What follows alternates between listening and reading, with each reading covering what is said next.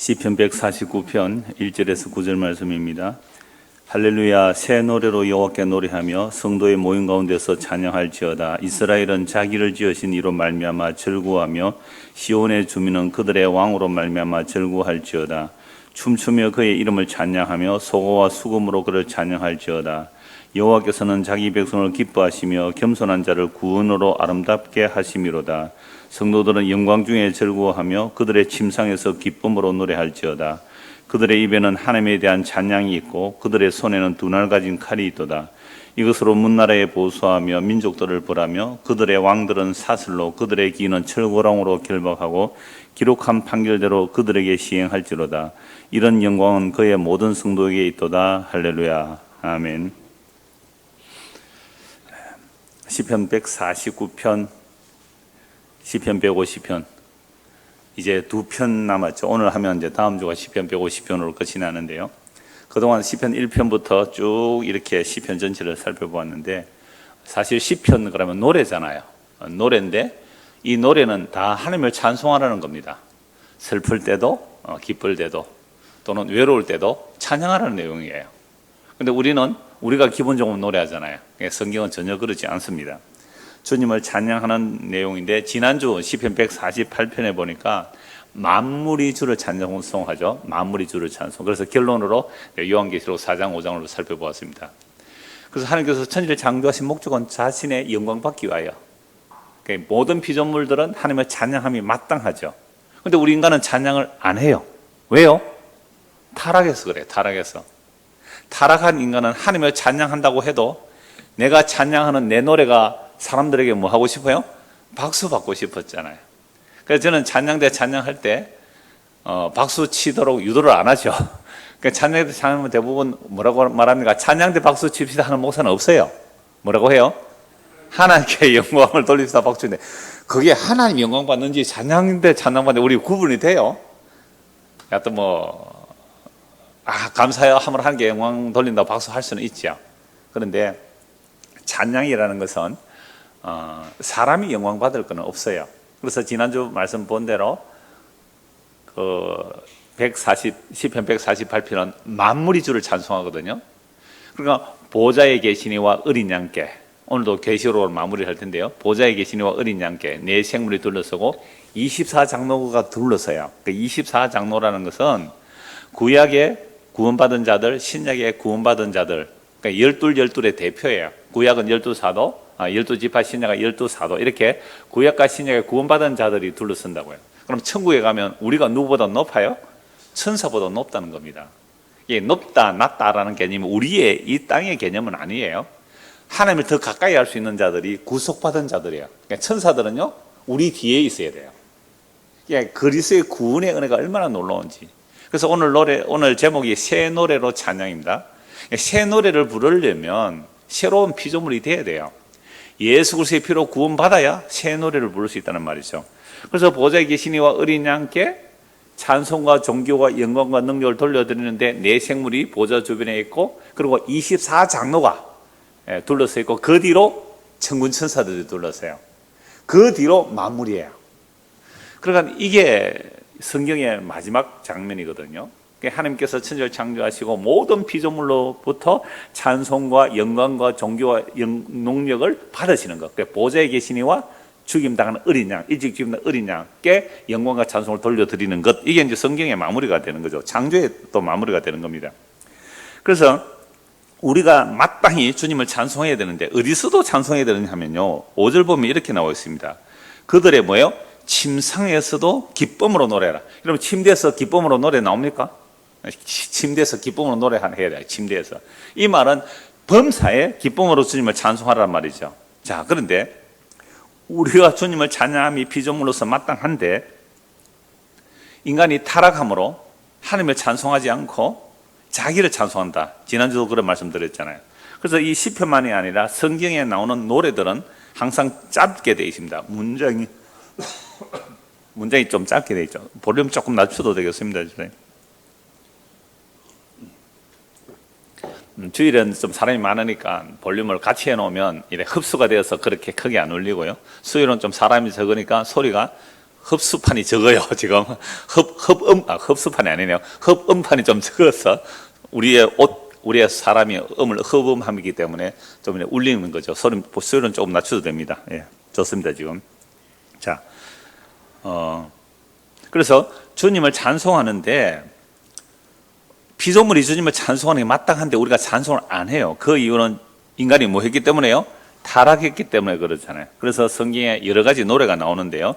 그래서 시편도 원래 이렇게 주석 성경들은 그렇게 표시가 잘 안 돼 있는데 그 대한성서공에서 나오는 그 오리지널 성경을 보면 뭐 성경 오리지널이니까 좀 표현이 이상합니다만은 하여튼 주석 성경 만들기 위해서 하는 성경 말고 그 대한성서에 나온 성경 보면 항상 시편이나 노래는 짧게 돼 있어요. 다른 문장이 이렇게 길게 돼 있으면요, 이 문장이 시편은 딱 중간에 잘라서 구분을 해놔요. 이게 노래였다. 뭐 곡조는 없죠.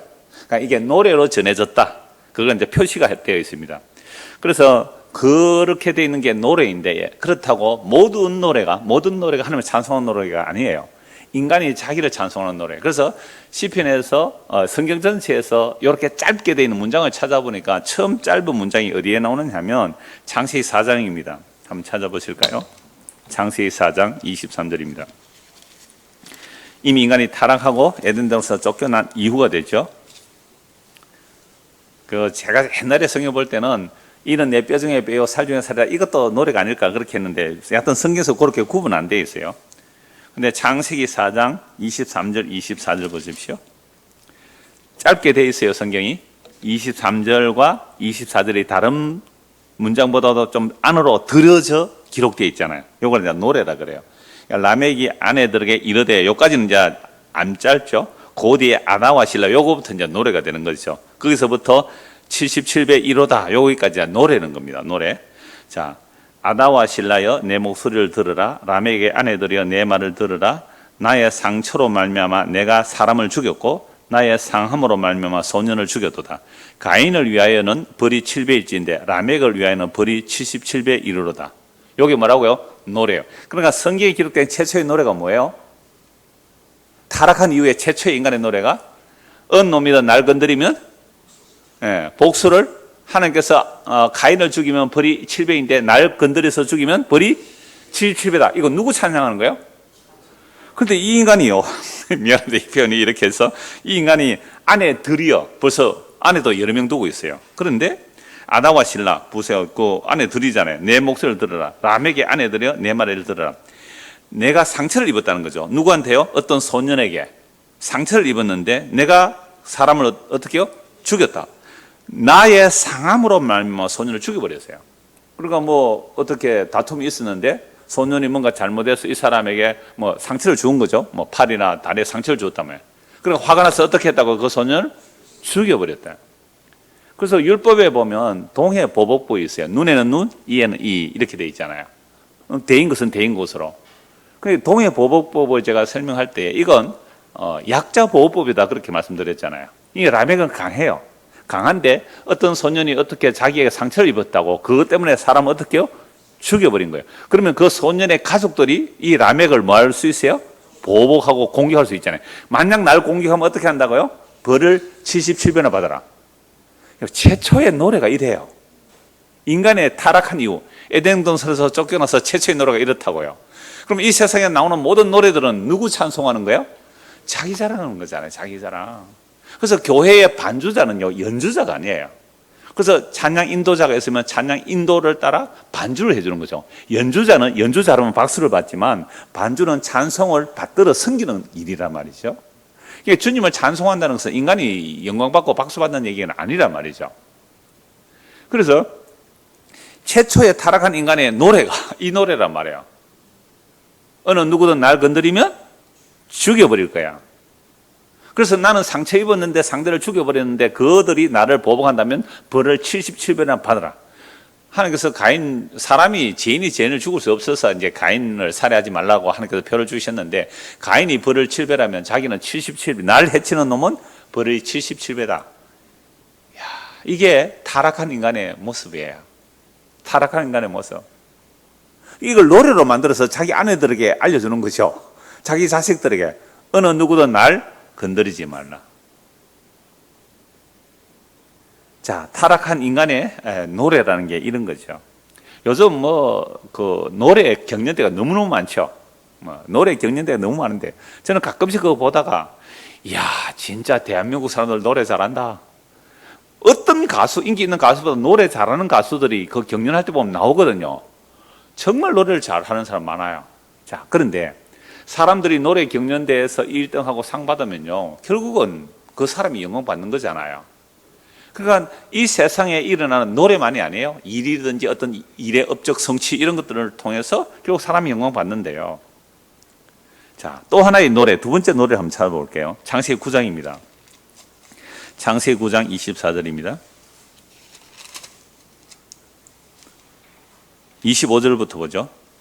24절부터 보겠습니다. 노래는 이제 25절부터인데요. 노아가 술이 깨어 그의 작은 아들이 자기의 행한 일을 알고 이에 이르되, 이제 그때부터 노래가 되는 거죠. 가나안은 저주를 받아 그의 형제들의 종들의 종이 되기를 원하노라 하고 또 이르되, 요거 이제 1절이라 보면 2절은 이거예요. 셈의 하나님 여호와를 찬송하리로다. 가나안은 셈의 종이 되고 하나님이 야벳을 창대하게 하사 셈의 장막에 거하게 하시고 가나안은 그의 종이 되게 하시기를 원하노라. 여기 또 노래잖아요. 두 번째 노래인데요. 처음은 이 라멕의 노래인데 자기를 공격하는 자 죽이겠다 이런 노래를 부른 거고요. 두 번째는 노아가 홍수 이후에 포도 농사를 짓고 포도주를 마시고 술에 취했습니다. 더우니까 막 벌거벗어서 잔 거죠. 그런데 함이 아버지의 벌거벗은 것을 보고 덮어주지 않고 나와서 놀린 거죠. 조롱한 거죠. 그랬을 때에 이제 셈과 야벳은 겉옷을 가지고 뒷걸음질 쳐서 아버지 벗은 것을 덮어주었단 말이에요. 이제 술이 깨고 나서 이걸 알았죠. 듣고는 노아가 술이 취해가지고 자기가 잘못했고 왜 자식을 저주하느냐, 아니에요. 이런 노래들은 하나님의 계시거든요. 물론 라멕을 통하여 죄가 문제를 드러내는 계시이기도 하죠. 하나님께서 성경에 기록되게 한 이유가 이런 건데요. 그러니까 노아가 술이 깨서 하는 말이 가나안은 저주를 받아 그의 형제의 종들의 종이 되기를 원한다. 그리고 셈의 하나님 여호와를 찬송하리로다. 가나안은 셈의 종이 되고 하나님이 야벳을 창대하게 하사 셈의 장막에 거하게 하시고 가나안은 그의 종이 되게 하시려 원하노라. 그러니까 함과 셈과 야벳인데요. 함은 저주받는 것이고 셈과 야벳은 축복을 받잖아요. 그럼 그 근거가 뭐냐라고 할 때에 노아 홍수, 제가 노아 언약 때 말씀드렸습니다. 노아 홍수 때에 살아남은 것은 그들이 잘나서 살아남은 게 아니거든요. 하나님의 은혜로 방주를 덮어준 거죠. 방주라는 뚜껑이잖아요. 하나님께서 덮어주심의 은혜로 살아남았는데, 아버지가 술이 취해서 뻘거벗어서 노출돼 버렸잖아요. 덮어줘야 되거든요. 덮어주지 않고 얼레리 했단 말이에요. 저 아버지가 뻘거벗고 자더라. 야, 이놈아, 너는 지금 방주에서 살아나오지 않았니? 홍수가 쏟아져서 다 죽는데, 다 죽었잖아요. 방주에 타서 살아난 것은 자기들이 잘나서 살아난 게 아니에요. 노아는 멀리 은혜를 입었더라. 노아가 잘나서 방주 만들고 탄 게 아니에요. 하나님의 은혜를 입어서 방주를 예배하고 그 자녀들이 방주에 탔잖아요. 그렇다면 우리가 하나님의 은혜로 덮어주셨기에, 우리의 죄와 허물에도 불구하고 덮어주셨기에 살아남았다는 이 마음이 있어야 되는데 이 마음이 없는 거죠.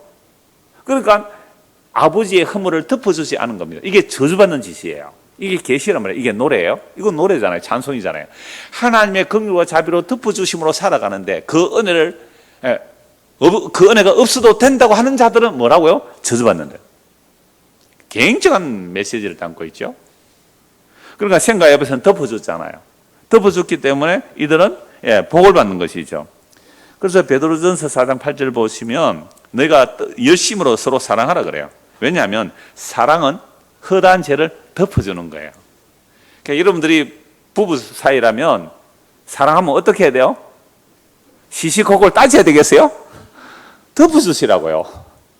부모 자식 간에도 사랑하면요, 자식도 부모의 허물을 덮어주는 거고 부모도 자식 허물을 덮어주는 거잖아요. 물론 제약된 것을, 잘못을 책망하는 건 마땅하죠. 책망해야 되고 회개해야 되고 잘못했다 해야 돼요. 그래서 덮어주는데, 그러나 더 놀라운 덮어줌의 그 사랑이라는 것은요, 회개하지 않는데도 덮어주는 거예요. 그게 있을 수 있습니까? 그러면 버릇 나빠져서 안 되지 않습니까? 근데 우리 인간이요, 법으로 사람 안 고쳐지듯이 책망으로 사람 안 고쳐집니다. 아마 경험해 보셨을 거예요. 허물을 알지만 그 허물을 우리는 덮어주는 역할밖에 안 돼요. 지적과 책망 성령께서 하실 거야. 말씀이 하실 거란 말이에요. 그러면 나중에 정말 하나님께서 은혜가 임하면 자기 죄가 뭔지 알고 회개하게 되는 거죠. 자, 주님께서 우리를 딱 보고 야, 너 회개하면 용서해주고 회개 안 하면 버릴 거야. 이러면 우리 구원받을 수 있어요? 없어요? 없어요. 아무도 없어요. 그래서 이미 십자가로 하나님의 사랑을 확정해놓고 그 확정된 사랑을 가지고 찾아오시는 것이지 내가 너 하는 거 보고 잘하면 구원해주고 잘못하면 버리겠다. 이 방법이 아니에요. 그래서 하나님의 덮어주심의 은혜를 발로 차버리는 자, 이게 저주받는 자이고, 하나님의 덮어주신 은혜를 알면 아버지의 그 허물을 어떻게 한다고요? 뒤로 가서 덮어주는 거죠. 이게 은혜를 받은 자의 모습이다. 이게 복받은 자의 모습이다. 이 얘기잖아요. 이건 정말 엄청난 찬송이 되는 겁니다. 왜 노래로 해요? 두고 이 노래를 전하기 위해서 그렇게 하는 거죠. 자, 그러므로 두 곳의 노래를 딱 찾아보니 하나는 사람이 뭘 해요? 자기를 찬송하는 노래잖아요. 자기를 보고 자기를 높이는 노래예요. 근데 하나는 뭐예요? 하나님의 덮어주시는 은혜를 아는 자는 복을 받은 자고 하나님의 덮어주시는 은혜를 모르는 자, 무시하는 자는 뭐예요? 저주받는다. 이게 찬양이잖아요. 이게 찬양에는요, 하나님의 구원을 찬송하는 내용이 있고 하나님의 구원을 발로 밟아버리는 자들의 심판의 소식이 같이 있어요. 그러니까 찬송은요, 두 가지가 같이 나와요. 오늘 시편에도 같이 나와요. 찬송하는 찬송에 갑자기 두 날 가진 칼을 들고 나오는 내용이 나온단 말이죠. 자, 그래서 세 번째 노래를 한번 보겠습니다. 출애굽기 15장입니다. 출애굽기 15장. 출애굽기 15장. 너무너무 자주 드린 말씀인데요. 출애굽기 15장 1절에서 3절까지만 보겠습니다.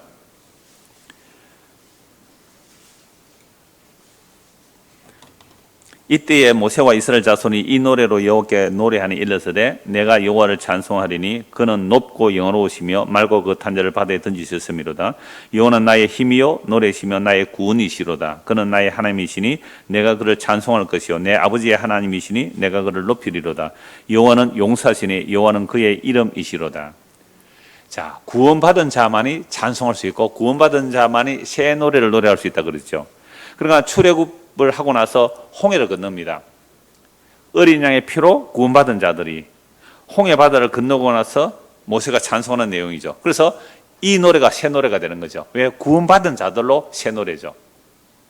그래서 아까 그 노아의 찬송에서도 하나님의 구속의 은혜를 입은 자는 하나님의 구속의 은혜를 입은 자는 그 셈과 야벳 같은 경우에 찬송이 되는 거죠. 근데 똑같은 노래 안에서 하면 뭐가 되고요? 저주가 되는 거잖아요.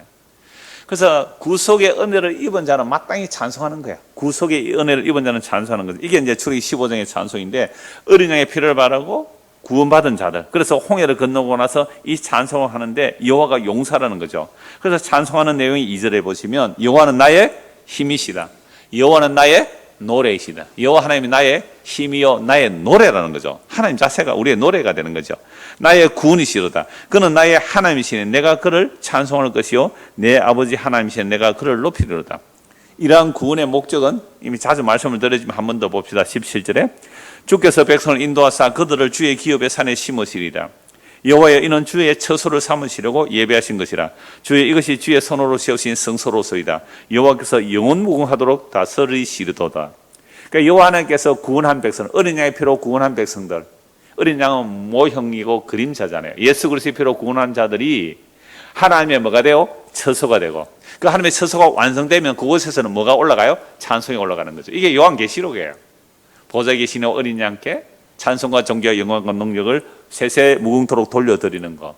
이게 보세요. 창세기에서부터 출애굽기에 요한계시록까지 다 나눈 내용이잖아요. 그래서 정말로 오늘 우리가 구원을 받았다면 정말로 새 노래를 부르는 거잖아요. 새 노래를. 새 노래는 뭐 곡조가 달라지고 가사가 달라지는 게 새 노래가 아니라 구속받은 자들이 부르면 그건 언제나 새 노래죠. 그래서 구약에도 새 노래가 굉장히 많이 나와요. 시편에서 여러 새 노래가 나오는데 그 말씀 들을 때마다 새 노래에 대해서 쭉 말씀을 드렸습니다. 그래서 우리가 정말로 하나님의 구속의 은혜를 입었다면 새 노래를 부르는데 찬송가 285장에 보면 이런 가사가 있어요. 주의 말씀 받은 그날 참 기쁘고 복되도다. 그러니까 주의 말씀 받은 그날이 뭐예요? 내가 주의 복음을 듣고 회개하고 예수를 믿었단 말이죠. 그래서 정말 우리가 구속의 은혜를 입었다면요, 후렴에 이렇게 나옵니다. 기쁜 날 기쁜 날 주 나의 죄 다 씻은 날. 기쁜 날 기쁜 날 주 나의 죄 다 씻은 날. 이 구속의 은혜를 입어야 뭘 노래한다고요? 새 노래를 해요. 그래서 제가 지난주에도 말씀드렸잖아요. 시편 148편 그 말씀드리다가 중간에 찬양대원들 이거 다 들어야 되고 찬양대원 이거 안 들으면 찬양대 하지 말라고 내가 주일날 그 얘기했잖아요. 왜요? 만물이 주를 찬송하는데 구속받지 않는 자는 찬송을 못해요. 그래서 저는 예배 시간에 가끔 이렇게 살펴보거든. 찬양 시간에 입도 달싹 안 하고 앉아있는 분들이 제법 있어요. 입도 달싹 안 하고 앉아있는 분들 목이 아파서 그러나 아니면 뭐 감기 걸려서 기침 나와서 그러나 혹 그럴 수 있거든요. 그래서 제가 다른 말은 안 하는데요. 찬송하는데 입도 달싹하지 않는다. 노래 잘하고 못하고 문제가 아니에요. 내가 중고등부 아이들 같으면 이해하죠. 걔들이 무슨 구속의 은혜를 알까요? 물론 구원의 은혜를 알면 찬송할 수 있어요. 눈물 흘리면 눈물 안 흘려도 상관없어요. 진짜 그 찬송 가사에 아멘하고 동조하면서 찬송할 수 있는데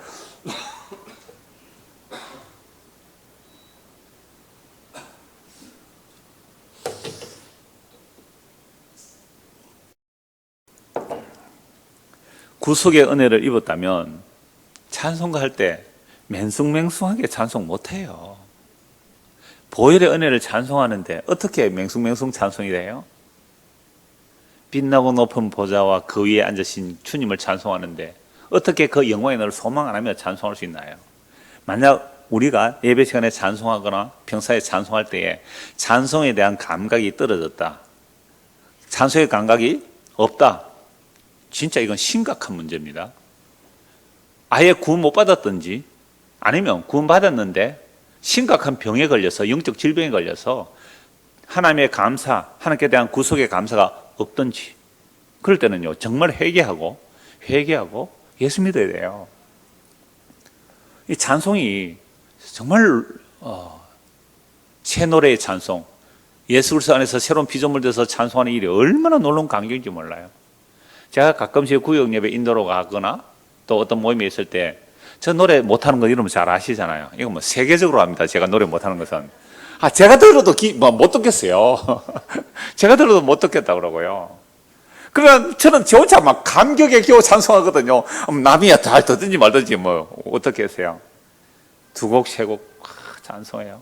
제가 가끔 그 얘기를 했잖아요. 제가 어릴 때에 교회 다닐 때 뭐 저희 누나들이 교회 다니고 해서 저도 어려서 교회를 다니고 했는데요. 그 뭐 시골에서 뭐 할 일이 별로 없잖아요. 찬송가 1장부터 끝까지 아는 곡 있으면 다 하는 거예요. 그래서 우리 애들 그 집에 둘이 있을 때에 가끔씩 이제 방학 때 시간 되면 그렇게 해요. 1시간은 찬송해요. 자, 아는 곡 찬송하자. 아무것도 안 해도 돼요. 1시간은 찬송하는데요. 아이들도 은혜를 받아요. 그 구속의 은혜를 찬송을 쭉 아는 찬송하면요. 얼마나 놀라운 은혜가 있는지 몰라요. 기도 안 되시죠, 잘? 기도하기 힘들죠? 찬송하세요. 찬송이 곡조 있는 기도라 그래요. 그래서 이제 시편 다음 주면 끝이 나는데요. 정말 구속의 은혜를 입은 예수 그리스도 안에서 새로운 피조물 된 자들이 찬양하는 것은요, 지극히 당연합니다. 근데 물론 그게 노래로만 안 해도 돼요. 우리가 설교도 찬양이에요. 기도도 찬송이고요. 헌신도 찬송이에요. 그러니까 침대에 있어도 찬송하는 거고요. 아침에 일어날 때도 찬송하는 것이고 밥 먹으면서 찬송이에요. 그 찬송이 새 노래란 말이에요. 새 노래. 구속받아야 새 노래입니다. 그래서 예수를 믿어 죄 용서받고 새로운 피조물 되어 노래하는 것이 노래만이 아니라 모든 삶이 뭐예요? 찬송이에요. 은혜에 감사합니다. 참으로 은혜에 감사합니다. 범사에 감사합니다. 이게 다 찬송이잖아요. 자, 이제 본문을 보겠습니다. 149번 1절 2절입니다. 할렐루야 새 노래로 여호와께 노래하며, 요 새 노래로라는 말씀을 지금까지 말씀드린 거예요. 할렐루야 새 노래로 여호와께 노래하며 뭐 가운데서요? 성도의 모임 가운데서 찬양할지어다. 그래서 성도가 모였다면 뭘 해야 돼요? 찬양을 해야 돼요. 그건 꼭 노래 안 해도 돼요. 주의 은혜를 감사하며 그 찬송해. 말을 해도 성도의 모임이라면요, 두세 사람이도 성도의 모임 뭘 해야 돼요? 찬양해야 돼요. 그래서 제가 구역장님들 그 전에 한 모여서 말씀을 드렸잖아요. 찬송 어떻게 인도하시고 마무리할 때 막 또 이제 구역 모임 마치고 막 이 얘기 저얘기 막 나오잖아요. 세상 이야기. 그럴 때는 구역장님이 딱 알아채고 뭐 하자고요? 찬송 한 장 하고 마무리합시다 하고 딱 맞춰버리라고요. 찬송은 너무너무 중요해요. 그래서 성도가 모이면 뭐 해야 돼요? 찬양하는 거예요. 오늘 우리가 지금 뭐 하는 거예요? 찬양하는 거예요. 설교도 뭐예요? 하나님을 찬양하는 거예요. 만약 설교가 인간을 높이고 인간의 뭐 영광을 이렇게 얘기하면 그건 찬양이 아니에요. 설교도 찬송이 아니에요. 기도도 뭐 이 세상에 복이나 보면 그거 찬양 아니잖아요. 기도하거나 성도에 모여서 이야기하거나 간에 우리는 뭐 한다고요? 성도에 모여 찬양하는 거죠. 자, 그래서 이스라엘은 자기를 지으신 이로 말미암아 절구하며 시온의 주민은 그들의 왕으로 말미암아 절구할지어다. 그러니까 구속의 은혜를 입어야 자기를 지으신 이를 창조해요. 찬송해요. 여러분, 우리는 찬송이 구속의 주가 먼저 찬송이에요. 구원받아야 찬송한다고요. 그 구속주가 창조주예요. 창조주는 사람들은 상상할 수 있어요. 예수 안 믿어도 조물주를 생각한단 말이에요. 천지 만물을 만든 어떤 신을 상정할 수 있어요. 상상할 수 있어요. 그러나 성경에서 말하는 새 노래를 부르는 새 피조물은요, 복음을 듣고 회개하고 예수 믿어서 거듭나야지만이 새 노래를 부르고 그렇게 구원받은 자가 진짜 창조주를 노래하는 거잖아요. 그리고 시온의 주민은 그들의 왕으로 말미암아 즐거워하라. 물론 다윗을 왕으로 세우잖아요. 근데 다윗도 잘못하잖아요. 다윗이 잘하면 이스라엘 백성들이 복을 받아요. 다윗이 잘못하면 이스라엘 백성이 저주받는다고요. 인구 조사 잘못했다가 7만 명 죽잖아요. 그러니까 다윗이 하나님 앞에 잘하면 백성들이 평안을 얻고 그래서 왕 때문에 기뻐할 수 있는데 다윗도 온전한 왕이 안 돼요. 그래서 참된 왕은 누구예요? 예수 그리스도. 우리를 다스리는 왕, 만화의 왕, 만주의 주 예수 그리스도로 인해 우리는 주님을 뭐예요? 절구하고 찬송하는 거죠. 야, 우리에게 창조주가 되시고 그분이 우리의 구속주가 되시고 그분은 우리의 왕이십니다. 그분은 나의 노래시며 그분은 나의 남편이시고요. 그분은 우리의 아버지시고요. 그분은 우리의 목자시고요. 그분은 우리의 포도나무입니다. 우리는 거기에 붙어서 그분으로 인하여 찬송합니다. 이게 예배예요. 이게 구원받은 자의 삶이고 그 삶이 하나님을 찬송하는 새 노래란 말이죠. 자, 이 은혜를 알면 이제 뭐 한다고요? 춤출 수 있는 거죠. 다윗이 언약궤가 함께 할 때 얼마나 기뻐 뛰어 춤을 추었습니까? 그의 이름을 찬송하는 거죠. 소고와 수금으로 그를 찬송하는 겁니다. 얼마나 그 구원의 은총이 기쁜지 춤을 추며 덩실덩실 주님을 찬송하는 거죠. 그래서 자기 백성을 여호와께서는 자기 백성을 기뻐하시며 겸손한 자를 모여 구원으로 아름답게 하시잖아요. 구원받는 자들은요, 겸손하다는 말은 뭐예요? 나는 의가 하나도 없습니다. 주께서 원하시는 제사는 황소가 아닙니다. 상한 심령입니다. 그 상한 심령이 가난한 마음이거든요. 그 가난한 마음, 그게 겸손한 마음이에요. 그런 자들을 구원으로 아름답게 해주세요. 구원으로. 구원받은 자들은요, 다 한결같이 자기를 자랑할 게 하나도 없어요. 구원해 주신 그 주님을 찬송하는 겁니다. 그래서 여호와께서는 자기 백성을 기뻐하시고 겸손한 자를 구원으로 아름답게 해주신다라고 말씀합니다. 이스라엘 백성들이 하나님께 택함을 받은 이유가 뭘까요? 다른 민족보다 수요가 많습니까? 아닙니다. 신명기 7장 7절에서 8절 말씀 보면요, 오히려 다른 민족보다 훨씬 작았다, 가장 작았단 말입니다. 숫자가 가장 적었다. 그러함에도 택하심의 이유는 하나님이 그들의 조상들과 언약한 그 언약과 하나님께서 그들을 먼저 사랑하신 일방적인 사랑 때문에, 하나님의 약속과 하나님의 일방적 사랑 때문에 내가 너희를 택하였다는 거죠. 우리가 하나님을 택한 게 아니에요. 하나님께서 우리를 택하여 그 언약의 사랑을 우리가 나타내 보이실 때 이방인 우리조차도 그 구속의 은혜를 잊게 되면 우리가 하나님의 자녀가 되는 거잖아요. 이 은혜를 어찌 그냥 밍숭맹숭하게 노래할 수 있어요? 다음 주 주일에 또 한번 보겠어요. 찬송을 한번 살펴볼 거예요. 어떤 데는 제가 일부러 자세히 안 살펴보려고도 해요. 일부러 내 눈에 초점을 흐려버리는 겁니다. 일부러. 시험 들어요.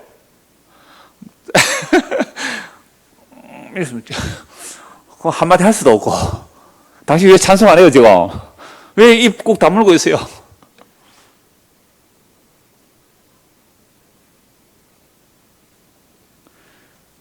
여호와께서는 자기 백성을 기뻐하시며 겸손한 자를 구원으로 아름답게 하시미로다. 성도들은 영광 중에 즐거워하며 그들의 침상에서 기쁨으로 노래하리로다.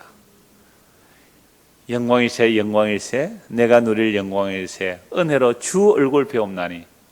믿음의 결국은 영혼의 구원이라. 우리가 그를 보지 못하나 믿고 말할 수 없는 영광스러운 즐거움으로 사랑하는도다, 기뻐하는도다. 이런 내용들이 전부 찬송 아니에요. 이 소망 없이 어떻게 사실래요? 이 무덥지가 않은 북해지수 높은 여름에, 이 소망 없는 이 땅에서 이 소망 없이 무엇으로 사실래요? 그러니까 안 기쁘죠. 주님을 찬송하는 그 내용이 새롭고 영광스럽고 즐겁고 기뻐 춤을 춰야 되는데, 그 찬송의 기쁨이 없으면 사는 게 하나도 재미없어요.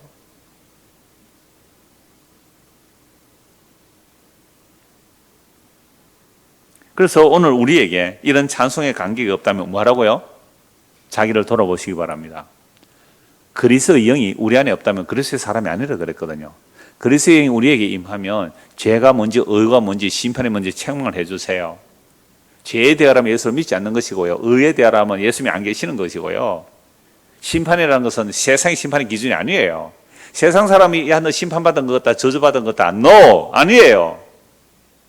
예수 그리스도의 생명에서 끊어지고 예수 그리스도의 생명에서 끊어진 그 채로 잘 먹고 잘 사는 그게 저주고 심판이에요. 세상은 이거 몰라요. 적어도 예수 믿는 사람은 그 뭐가 저주인지 알 수 있잖아요. 그래서 성령 임하여 우리를 책망하게 되면요, 야, 자기 죄가 뭔지 알고 회개하고 예수를 믿게 되잖아요. 그러면 찬송하는 거예요. 다른 사람들이 나를 보고 네 형편이 왜 그러냐라고 할지라도 네가 알 수 없는, 그러니까 새 포도주의 풍성함보다 내가 구원의 은혜를 더 기뻐한다는 내용, 성경에는 그냥 온통 찬송이 가득해요. 구원받은 자들의 찬송이 가득하다고요. 그래서 6절 보십시오. 그들의 입에는 뭐가 찼다고요? 하나님에 대한 찬양이 있고 그들의 손에는 두 날 가진 칼이 있다. 이 이상하죠? 입에는 하나님의 찬송이 있는데 그들의 손에 두 날 가진 칼이 있을까요? 그 1절에서 5절과 6절 중반까지는 찬양의 내용이고요, 찬양하지 않는 자들은 그게 오히려 심판이라는 말씀이에요. 아까 말씀드렸잖아요. 찬송에는 구속의 은혜에 대한 찬송이 있고, 그 다음에 그 구속을 받지 못한 자들, 그들은 또 심판받는다는 내용도 찬송에 있는 거예요. 그래서 우리가 어디에서 구원받았는지를 알아야 찬송이 더 깊어지고 높아지는 거예요. 우리가 어디서 구원받았습니까? 허물과 죄로 죽은 상태, 그리고 허물과 죄로 죽은 상태, 그게 어떤 삶이에요? 그 허물과 죄로 죽은 상태에서 구원을 받았다면 그 허물과 죄로 죽은 상태가 얼마나 심판의 자리인지 저주의 자리인지 알기 때문에 주님을 찬송하는 거예요. 그래서 그들의 입에는 하나님에 대한 찬송이 있다. 그들의 손에는 두 날 가진 칼이 있다.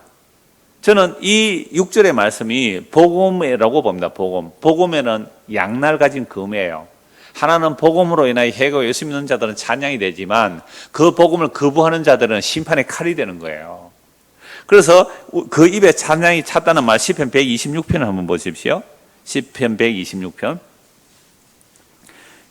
이미 우리가 본 내용인데요, 성전에 올라가는 노래. 여호와께서 시온의 포로를 돌려보내실 때에 우리는 꿈꾸는 것 같아도다. 그때 우리 입에는 웃음이 가득하고 우리 혀에는 찬양이 찼어도다. 그때에 문 나라 가운데서 말하기를 여호와께서 그들을 위해 큰 일을 행하셨다 하였도다. 여호와께서 우리를 위해 큰 일을 행하셨으니 우리는 기쁘도다. 이 무슨 말씀이에요? 바벨론 포로 잡혀갔다가 포로에서 돌아오죠. 돌아올 때에 완전히 망했어. 포로 잡혀갔지 않습니까? 하나님의 말씀을 거역하여 언약을 배반했기 때문에 언약의 저주를 따라 포로 잡혀갔습니다. 그러나 하나님이 또 약속하셨죠. 예레미야 선지자를 통해 70년 만에 돌아오리라. 그래서 포로에서 돌아올 때에 자기들의 어떤 행위로 돌아옵니까? 하나님의 약속 때문에 돌아옵니까? 하나님의 약속 때문에 돌아오죠. 우리는 포로에서 돌아올 자격이 없는데 정말 꿈꾸는 것 같다는 거죠. 꿈꾸는 것 같았다. 그래서 포로에서 돌아올 때 우리 입에는 뭐가 가득 차고요? 웃음이 가득 차고 우리 혀는 찬양이 가득 찼다. 그때 문나라 가운데서 말하기를 여호와께서 그들을 위해 큰일을 행하셨네. 어떻게 바벨 포로에서 돌아갈 수 있지? 여호와께서 큰일을 행하셨네. 그래서 여호와께서 우리를 위해 큰일을 행하셨으니 우리는 뭐요? 기뻐도다. 우리는 기뻐도다. 여러분, 여호와의 큰일이 뭡니까? 여호와의 큰일이 에베소서 1장과 2장을 자주 말씀드렸잖아요. 여호와의 큰일, 하나님의 강력하고 건세 있는 그 큰일, 예수 그리스도의 죽음과 부활과 성전, 하나님 보좌 우편에 앉으심이에요. 그리고 하나님 보좌 우편에서 만물의 주가 되셔서 지금 교회의 머리로 다스리고 계세요. 세상은 몰라도 저도 교회는 누구를 알아요? 하나님의 큰일을 알아야 되죠. 하나님의 큰일이 뭐라고요? 성경 찾아봅시다. 확인합시다. 그냥 넘어가려고 했는데 대답 못 하시는 분이 몇 분 계셔서 찾아봐야 돼요. 에베소 1장 보십시오. 찬송이라는 게 성경 전체가 무엇을 찬송해야 되는지를 말씀하고 계십니다. 자, 에베소 1장. 지혜와 계시의 영을 주셔서 우리의 마음의 눈을 밝혀주시고 쭉 나오는데요. 19절부터 보겠습니다. 그의 힘의 위력으로 역사심을 따라, 하나님의 힘의 위력, 그 역사심을 따라 믿는 우리에게 베푸신 능력이 지극히 크심이 어떤 것을 너희로 알게 하시기를 구하노라. 지금 바울 사도가 에베소 교회를 향하여, 오늘 우리를 향하여 기도하는 내용이 뭐라고요? 하나님께서 우리를 부르신 부르심의 소망이 무엇인지, 그 성도 안에서 그 기업의 영광의 풍성이 무엇인지 우리에게 지혜와 계시의 영을 주셔서 마음의 눈을 밝혀져서 좀 이거 알아라라고 기도하는 거잖아요. 그래서 하나님의 강력한 힘의 위력, 그 하나님의 강력한 힘의 위력으로 역사하심을 따라 믿는 우리에게 베푸신 지극히 크신 하나님의 능력, 뭘까요? 가난했는데 큰 부자가 되었습니다. 죽을 병이 걸렸는데 병고침을 받았습니다. 아니요. 주식 투자 잘하다가 어떤 사람은요, 엄청난 부자가 된 사람이 몇백억 번 사람도 있어요. 몇천억 번 사람도 있을 거고요. 죽을 병이 걸렸는데 나는 자연인이다 하다가 나은 사람 많아요. 그건 하나님의 큰 능력 아니라도 되는 거예요. 그럼 뭐가 하나님의 큰 능력인가요? 20절입니다. 그의 능력이 그리스도 안에서 역사하사 죽은 자들 가운데서 다시 살리시고 하늘에서 자기 오른편에 앉히시고, 하나님의 강력한 일하심이 뭐라고요?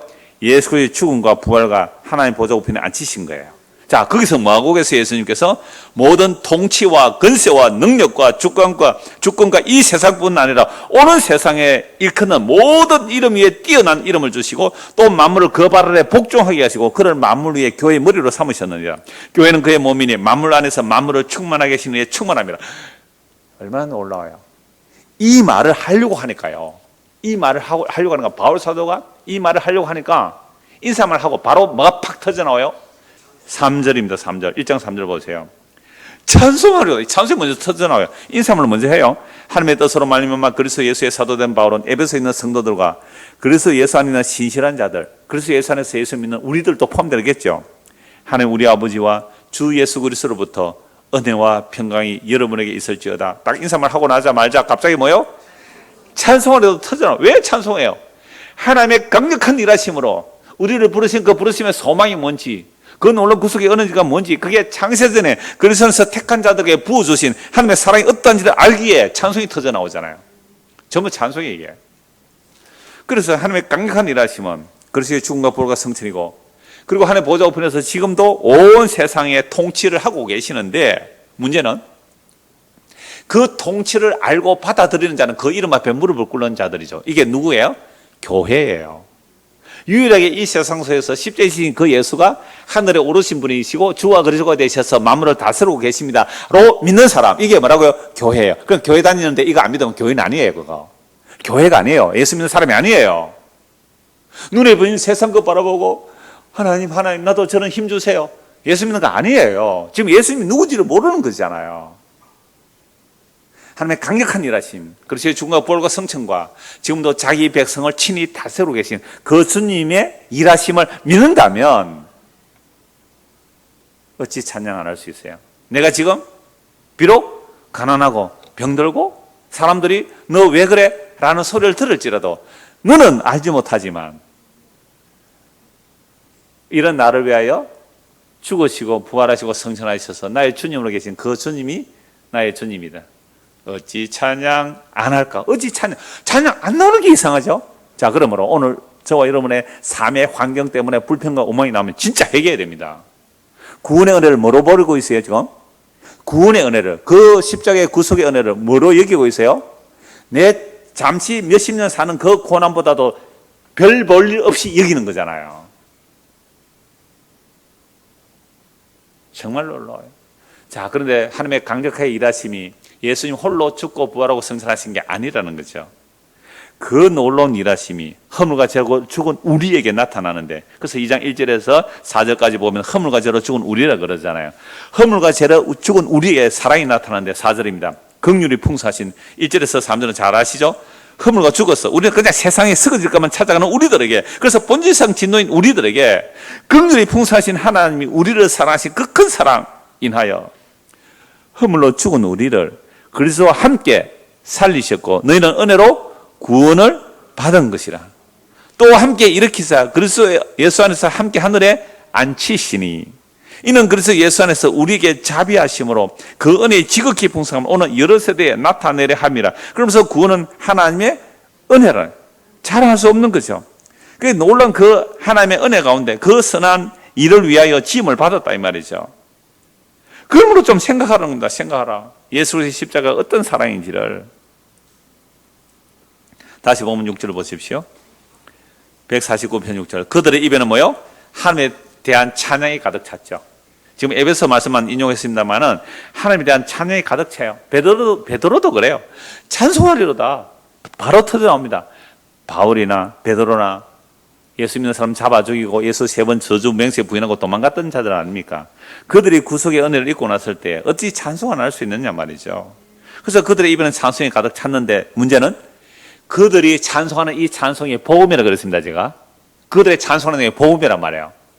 너희가 십자가 못 박혀 죽인 예수를 하나님이 다시 살리시고 주와 그리스도가 되게 하셨던 이 복음의 선포 앞에 한 사람은 회개하고 예수를 믿게 되면 그 사람은 찬송하는 사람이 되는 거고, 너희가 죽인 예수를 하나님이 살리시고 주와 그리스도가 되게 하시고 만왕의 왕으로 만주의 주로 하나님의 보좌 우편에서 지금 세상을 다스리고 통치하고 계신다는 그 말씀 앞에 회개하고 엎드려 예수를 믿게 된 자들은 구속의 은혜를 입자마자 뭐 하고요? 찬송하게 되고, 똑같은 복음을 들었는데 이를 갈면서 길을 막고 돌을 쳐 죽인, 서대반을 죽인 자들은 어떻게 돼요? 그들은 심판이에요. 그 복음이라는 양날 가진 검이에요. 그래서 그들은 칼에 죽는 거예요. 똑같은 복음인데 한 사람은 찬송이 되고 한 사람은 심판이 되는 거예요. 이게 바울 사도가 복음이 어떤 사람에게는 생명의 냄새로, 어떤 사람은 사망의 냄새로, 복음은 양날 가진 검이에요. 그래서 복음의 선포가 어떤 사람의 찬송으로 어떤 심판으로 나오는 거죠. 7절입니다. 이것으로 문나라에 보수하며 민족들을 벌하며 그들의 왕들은 사슬로 그들의 기인은 철고랑으로 결박하고 기록한 판결대로 그들에게 시행할지로다. 이런 영광은 그의 모든 성도에게 있도다. 할렐루야. 하나님의 크신 일이 그 구원의 은총을 입은 자들은 찬송하게 되고 그 구원의 은총을 배척하는 자들은 심판이라는 소식이 되는 겁니다. 그래서 복음을 믿지 않는 자들은 복음을 배척하고 복음을 전하는 자도 배척하죠. 그들이 심판을 받는 거잖아요. 그래서 하나님은 공의로우셔서 너희로 하여금 복음 전하는 자들입니다. 예수 믿고 또 복음 믿는 자들을 환난을 받게 한 자들은 환난으로 갚으시는 게 하나님의 공의라 그랬어요. 하나님의 집에서 심판이 시작되는데, 하나님 집에서 심판이 시작되는데 복음을 순종하지 않는 자들의 심판은 어떠하겠느냐. 오늘 저와 여러분이 복음을 듣고 회개하고 예수를 믿으면요, 이건 정말 찬송이 나와야 되는 게 마땅하고요. 근데 그 복음을 배척하고 믿지 않는 자들은요, 그건 심판이거든요. 우리가 복음을 듣고 믿은 것이 얼마나 놀라운 은혜입니까? 우리가 복음을 배척하다 우리도 심판에 들어가야 되는 거죠. 그 칼에 심판을 당하는 거란 말이죠.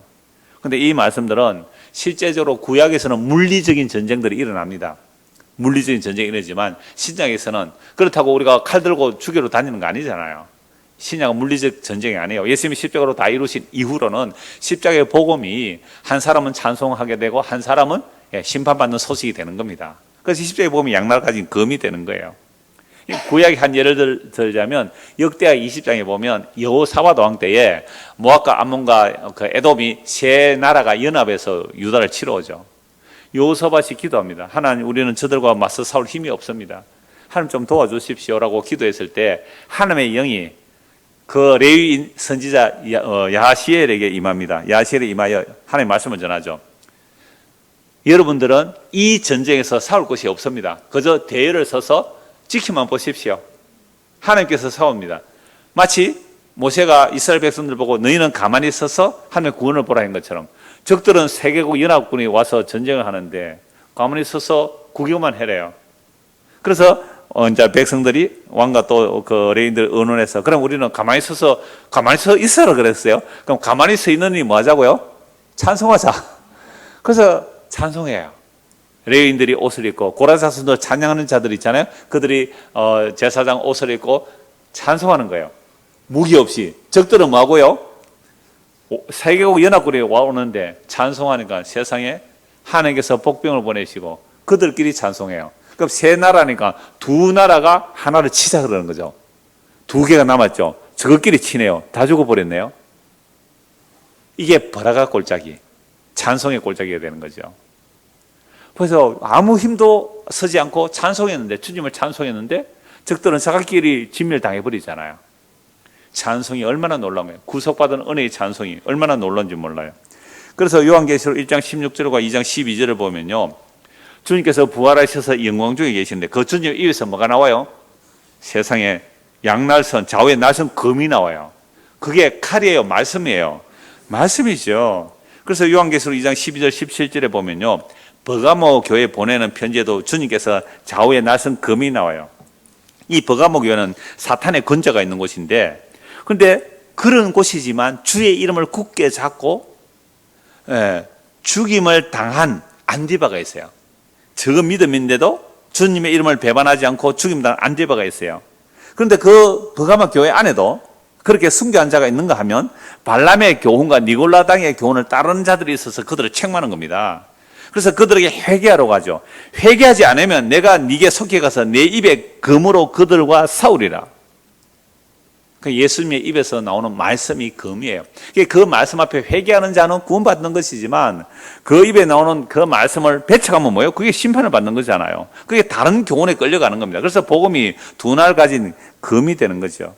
그래서 이 복음이 구약에서나 신약에서나 이 선포될 때에 하나님의 택한 백성들은 회개하고 예수를 믿음으로 주를 찬송하게 되겠지만 그 복음을 끝까지 배척하는 자들은 심판을 당한다는 말씀을 전하는 거죠. 그래서 다시 9절을 보십시오. 기록한 판결대로, 여러분 기록한 판결, 하나님의 말씀의 책에 다 기록되어 있단 말이죠. 그 기록한 판결대로 그들에게 시행할지로다. 이런 영광은 누구에게 있어요? 그의 모든 성도에게 있도다. 참 놀랍죠. 그의 모든 성도에게 그 판결의 영광에 참여한다 이 말이죠. 우리가 그리스도의 몸이잖아요.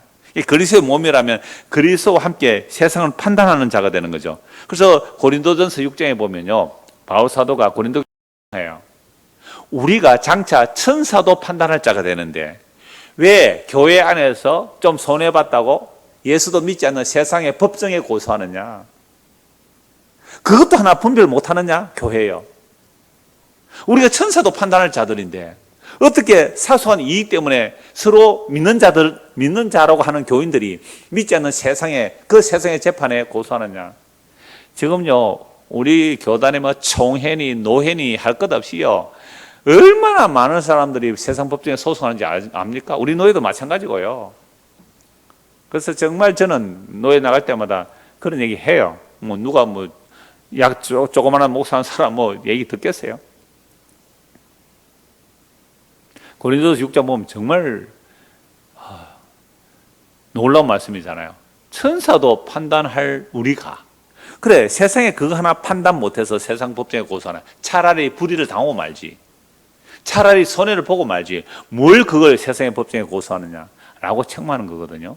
그러니까 우리가 얼마나 하나님의 영광, 이런 영광, 기록한 판결대로 그들에게 시행할지로다, 이런 영광, 주님의 그 심판에 참여하는, 그 영광에 참여하는 그 성도, 그게 영광이잖아요.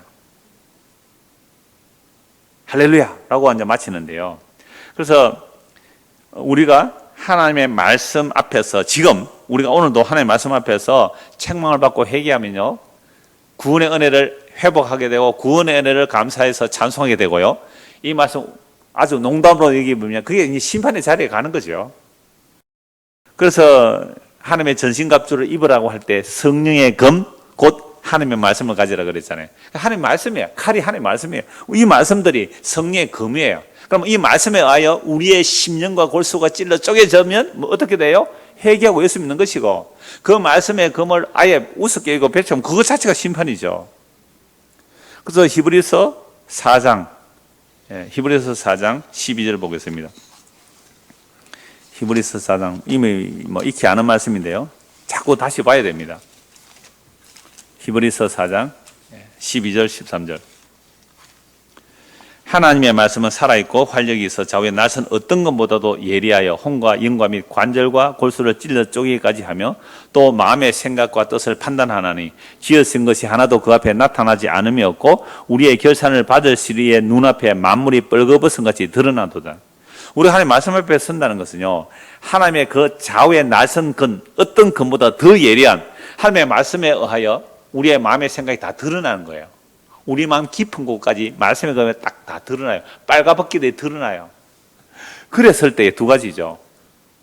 그 말씀을 우리는 듣는 거거든요. 옛날에는 읽는 자는 단수고 듣는 자는 복수예요. 그러니까 하나님의 말씀을 전하는 자가 선포했을 때 그걸 듣고 회개하는 자가 있고 그 말씀 듣고요 돌을 던지는 자가 있는 거죠. 회개. 그러니까 하나님의 말씀이 우리의 심령과 관절과 골수를 찔러 쪼갤 때에 이게 성령의 역사거든요. 회개하고 예수 믿는 자가 있고 그 복음 전하는 자를 배척하는 자가 있단 말이죠. 그러나 하나님의 택한 백성들은 그 말씀 앞에 자기가 빨가벗겨지 벗겨지면요 어찌할꼬 베드로에게 하였듯이 그때 베드로 뭐라고 해요? 회개하고 예수를 믿으라. 그 얘기를 그때 하는 거예요. 그래서 히브리서 4장 14절 16절에 이 말씀이 있습니다. 그러므로 하나님의 말씀에 그 좌우의 날선금에 의해서 내가 완전히 까발려져서 얼마나 부끄러운 죄인인지 알면 어디로 도망갑니까? 우리의 대제사장. 그러므로 우리에게 큰 대제사장이 계시니 성천하시니 곧 하나님의 아들 예수시라. 우리가 믿는 도리를 굳게 잡을지어다. 우리에게 있는 대제사장은 우리의 연약함을 동정하지 못하실 리가 아니요 모든 일에 우리와 똑같이 시험을 받으시니로되 죄는 없으시니라. 그러므로 우리는 긍휼하심을 받고 때를 따라 돕는 은혜를 얻기 위하여 은혜의 보좌 앞에 담대히 나아가는 것이라. 여러분, 교회에 모이는 거 이거예요. 이 말씀을 듣고 우리의 죄가 어떤지 드러나면 드러날수록 오히려 우리는 담대하게 어디로 가요? 대제사장이신 그 예수 그리스도 은혜의 보좌 앞에 달려가는 거잖아요. 그럼 거기 나서 주께서 뭐라고 말씀해 주실까요? 내가 너의 죄를 십자가로 단번에 영원히 용서했다는 이 선포 앞에 우리는 뭐 할까요? 주의 말씀 받은 그날 참 기쁘고 참 기쁘다. 기쁜 날 주 나의 죄를 다 씻은 날. 이게 한 번만 해요? 이게 한 번만 하고 끝내는 게 구원파잖아요. 우리는 날마다 그 주의 은혜의 보좌 앞에 나가서 오늘도 십자가로 베풀어 주신 그 은혜의 노래를 찬송하는 자들이 무슨 노래를 하는 자들이요? 새 노래를 부르는 자들입니다. 새 노래를. 한 것 보고 말씀 마무리하겠습니다. 요한계시록 14장입니다. 요한계시록 14장입니다.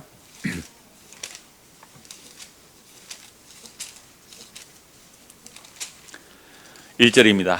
또 내가 보니 보라 어린 양이 시온산에 섰고 그와 함께 14만 4천이 서 있는데 14만 4천은 우선은 구약의 12지파를 먼저 얘기해요. 그러나 이어지는 말씀을 보면 또 앞에서 뒤에서 보면 누가 나와요? 흰옷 입은 큰 무리가 나오죠. 그 흰옷 입은 큰 무리가 뭐예요? 각 족속과 백성과 방 안에서 어떤 사람입니까? 어린 양의 피로, 그죠? 어린 양의 피로 구속받은 자들이 나오죠. 자, 그러므로 14만 4천, 아까 24장로, 결국 그 찬송하는 모습을 한번 보겠습니다. 또 14장입니다. 또 내가 보니 보라 어린 양이 시온산에 섰고 그와 함께 14만 4천이 서 있는데 그들의 이마에는 뭐가 있어요? 어린 양의 이름과 그 아버지의 이름을 쓴 것이 있더라.